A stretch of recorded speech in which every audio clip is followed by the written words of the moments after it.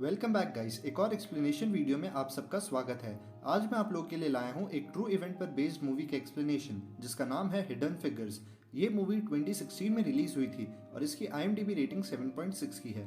अब ये तो तुम सबको पता ही होगा कि अमेरिका एक सुपर पावर है और अमेरिका की सबसे प्रेस्टिजियस ऑर्गेनाइजेशन है नासा। कहानी है 1961 के अराउंड की, जब अमेरिका स्पेस रिसर्च में आगे रहने के लिए पूरी ताकत से लगा हुआ था। अब मूवी की शुरुआत होती है हमारी मूवी की हीरोइनी कैथरीन जॉनसन और उसकी दोनों कलीग से, जो नासा में कैलकुलेशन डिपार्टमेंट में काम करती है। हमारी हीरोइनी कैथरीन एक बहुत ही अच्छी मैथमेटिशियन है। अब रास्ते में रोज की तरह इनकी कार खराब हो जाती है और वहाँ एक पुलिस वाला आता है। वहाँ आके वो पुलिस वाला इन लोगों से इनकी आईडीज मांगता है और बाद में इनके कलर पर एक सरकास्टिक कमेंट करते हुए कहता है कि तुम जैसों को कब से नासा में जॉब मिलने लग गई। अब जो नासा है वहाँ ब्लैक और वाइट लोग अलग अलग काम करते हैं अलग अलग डिपार्टमेंट में, और ये बात हो रही है 1960s की। वाइट्स ना ही ब्लैक्स को अपने पास आने देते थे और ना ही उनसे दोस्ती करते थे, बोले तो फुल रेशियल डिस्क्रिमिनेशन। अब उस टाइम रशिया और अमेरिका अपनी सैटेलाइट्स को मून पे लॉन्च करने की होड़ में लगे हुए थे, जो कि जासूसी के लिए यूज की जानी थी। ये है हैरिसन, जो इस मिशन का इंचार्ज है और नासा का हेड भी है। इसके पीछे सब डंडा लेके पड़े हैं कि जल्दी सैटेलाइट्स लॉन्च कर, रशिया हमसे आगे निकल जाएगा, और बेचारे की कोई मदद नहीं करना चाहता और सबको बस रिजल्ट चाहिए। अब ये एक अच्छे एनालिटिकल ज्योमेट्री जानने वाले साइंटिस्ट को बुलवाता है, पर वाइट्स में ऐसा कोई नहीं था। इसीलिए सुपरवाइजर मिचेल वेस्ट ग्रुप में जाती है, जो ब्लैक्स का डिपार्टमेंट है। वहाँ उसे कैथरीन के बारे में पता चलता है और वो कैथरीन को हैरिसन को असिस्ट करने के लिए अपॉइंट कर लेती है, और साथ में उसकी फ्रेंड मेरी को भी हीट शील्ड डिपार्टमेंट में अपॉइंट किया जाता है।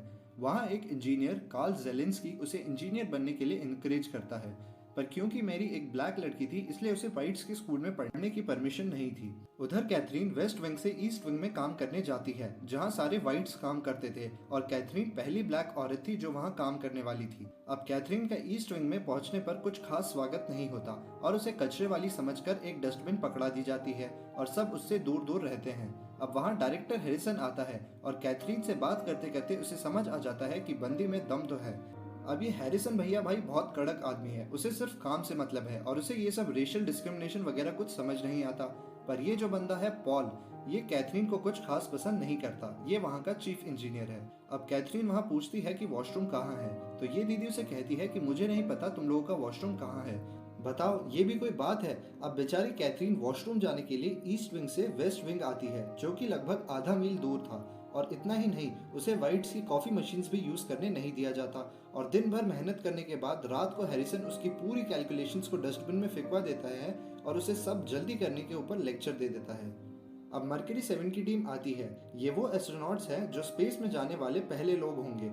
वहाँ एक एस्ट्रोनॉट ग्लेन कैथरीन और उसके कलीग से मिलता है और उनसे मिलके बहुत खुश भी होता है। अब ये जो पॉल है ये कैथरीन को कुछ खास पसंद नहीं करता और कैलकुलेशंस करने के लिए जो फाइल्स कैथरीन को देता है उसमें से कुछ लाइंस हाइड की हुई होती है, जिससे कैथरीन को डेटा पढ़ने में बहुत ज़्यादा मुश्किल होती है और इसी वजह से उसे कैलकुलेशन करने में भी बहुत ज़्यादा तकलीफ होती है। पर कैथरीन उस आधे अधूरे डेटा से भी हिंट लेकर के अभी तक जितने भी मिशंस के फेलियर के पीछे का कारण था उसे खोज लेती है।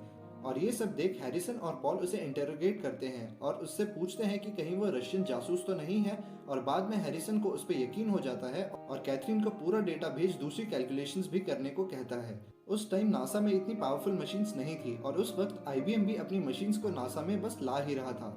अब मैरी कोर्ट में केस फाइल करती है ऑल वाइट हैम्पटन स्कूल में इंजीनियर बनने की नई डिग्री लेने के लिए, जो कि जानबूझ के रखी गई थी। पर कोर्ट से उसे नाइट क्लासेस अटेंड करने की परमिशन मिल जाती है। उधर अचानक से एक न्यूज आती है कि रशिया ने अपने एस्ट्रोनॉट्स को सक्सेसफुली स्पेस में भेज दिया है, जिससे हैरिसन पगला सा जाता है और सबको डांटने के बाद ओवरटाइम करने को कहता है। अब ये तो मैंने तुम्हें पहले ही बता दिया है कि हैरिसन बहुत कड़क आदमी है और उसने बहुत बार नोटिस किया था कि कैथरीन अपनी डेस्क पर नहीं है, और इस बार उसे गुस्सा आ जाता है। वो सबसे कहता है कि हम सब लोग मिलकर के इतनी मेहनत कर रहे हैं, पर ये औरत कैथरीन पता नहीं कहाँ अचानक से चली जाती है। अब जैसे ही कैथरीन वापस आती है हैरिसन उस पर बरस जाता है और उससे पूछता है कि वो कहाँ गई थी, तो कैथरीन धीरे से उसे कहती है कि मैं वॉशरूम गई थी।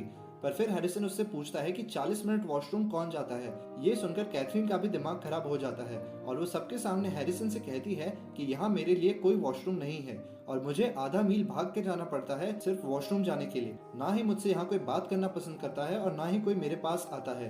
कॉफी के लिए भी मुझे एक अलग मशीन दी गई है और पूरी मेहनत करने के बाद भी सैलरी आप सबसे आधी मिलती है। अब ये सब सुन हैरिसन का दिमाग खराब हो जाता है, क्योंकि उसे इस सब के बारे में तो पता ही नहीं था और वो ना ही डिस्क्रिमिनेशन में मानता था। फिर वो खुद जाकर कलर्ड वॉशरूम के बोर्ड को तोड़ देता है और कैथरीन से कहता है कि अब तुम जहाँ जाना चाहो वहाँ जा सकती हो। अब एस्ट्रोनॉट ग्लेन को स्पेस में भेजने के लिए बहुत सटीक कैलकुलेशंस चाहिए थी, जिसके लिए कैथरीन को हाई लेवल मीटिंग्स में भी जाना जरूरी था। पर आज तक कोई फीमेल उन मीटिंग्स में नहीं गई थी, और खास करके कोई कलर्ड औरत तो बिल्कुल भी नहीं। और तो और जो रिपोर्ट्स कैथरीन तैयार करती थी, ये पॉल उस पे अपना नाम प्रिंट करवा देता था। इसीलिए कैथरीन हैरिसन के पास जाती है और पहली बार कैथरीन हैरिसन की मदद से उस हाई लेवल मीटिंग में जाती है जहां आज तक कोई फीमेल नहीं गई थी। वहां उसे देख सब लोग चौंक जाते हैं, पर अपनी कैथरीन उस मीटिंग में जाके झंडे गाड़ देती है और अपनी कैलकुलेशंस के जलवे से सबके दिमाग को खोल के रख देती है। और ये सब देख वहां बैठा ग्लेन भी बहुत खुश होता है। अब कैथरीन अपनी स्पेशल कैलकुलेशन स्किल से मिशन की सारी कैलकुलेशंस कर लेती है, पर अचानक उसे हैरिसन बुला के बताता है कि अब IBM मशीन्स आ गई हैं, इसलिए अब सारी कैलकुलेशन उन्हीं मशीन्स के थ्रू होंगी और अब तुम्हें वापस जाना होगा अपने वेस्ट विंग में। और कैथरीन वहां से चली जाती है, पर तब तक पॉल और बाकी लोग डिस्क्रिमिनेशन करना छोड़ देते हैं। अब लॉन्च का वक्त होता है और अचानक वहां पर एंड टाइम पे IBM कंप्यूटर्स से की हुई कैलकुलेशंस में कुछ प्रॉब्लम हो जाती है और किसी को कुछ समझ नहीं आता। फिर हैरिसन ग्लेन को कॉल करता है और ग्लेन हैरिसन से कहता है कि अगर कैथरीन कैलकुलेशंस करेगी तो मैं जाने के लिए तैयार हूँ। फिर हैरिसन फटाफट से कैथरीन को बुलवाता है। कैथरीन कैलकुलेशंस करके दे देती है, पर उसे अंदर नहीं आने दिया जाता, पर हैरिसन उसे अंदर इनवाइट करता है। और थोड़ी प्रॉब्लम्स के बाद ग्लेन सक्सेसफुली स्पेस में जाता है और कैथरीन के कैलकुलेट किए हुए कोऑर्डिनेट्स के अकॉर्डिंग ही सक्सेसफुली दोबारा धरती पर भी आ जाता है और मिशन सक्सेसफुली पूरा हो जाता है और पॉल और कैथरीन की भी फ्रेंडशिप हो जाती है। उधर मैरी भी अपनी डिग्री कंप्लीट करके नासा की पहली कलर्ड इंजीनियर बन जाती है। इनकी एक और फ्रेंड डॉर्थी भी नासा की पहली कलर्ड सुपरवाइजर बन जाती है और IBM मशीन्स ऑपरेट करने लग जाती है और मूवी की हो जाती है हैप्पी एंडिंग। तो आज के लिए बस इतना ही। अगर वीडियो में कुछ पसंद आया हो तो इसे लाइक करना, अपने फ्रेंड्स के साथ शेयर करना और मुझे पता है सब्सक्राइब तो तुम लोग कर ही लोगे। तो मिलते हैं नेक्स्ट वीडियो में।